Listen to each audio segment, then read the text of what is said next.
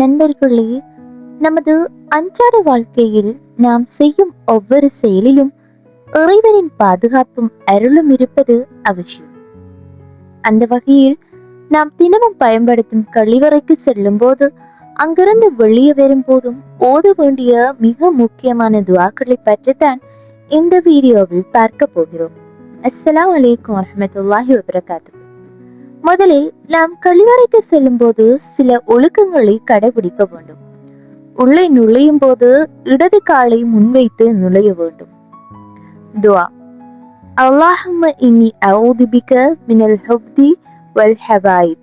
யா அல்லாஹ், தீய ஆண் ஜின்கள் மற்றும் தீய பெண் ஜின்களின் திங்குகளை விட்டும் உன்னிடம் நான் பாதுகாப்பு தேடுகிறேன்.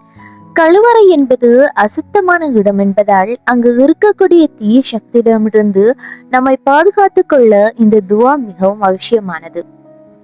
நமது தேவைகளை முடித்துக்கொண்டு கழிவறையை விட்டு வெளியே வரும்போது ஒரு முக்கியமான நன்றி அறியதலை நாம் செய்ய வேண்டும். வெளியே வரும்போது வலது காலை முன்வைத்து வெளியே வர வேண்டும். உஃப்ரானக அல்ஹம்துலில்லாஹில்லதி அத்ஹப அன்னி அதா வஆஃபனி.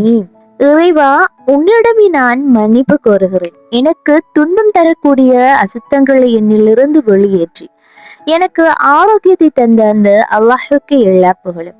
நமது உடலில் சேரும் கழிவுகள் சரியாக வெளியே வரும்போது எவ்வளவு பெரிய ஒரு நிஅமத் என்பதை உணர்ந்து இந்த துஆவை ஓத வேண்டும்.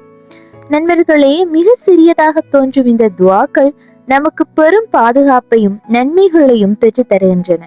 இவற்றை மனப்பாடம் செய்து நம்முடைய அன்றாட வாழ்வில் செயல்படுத்த முயற்சிப்போம்.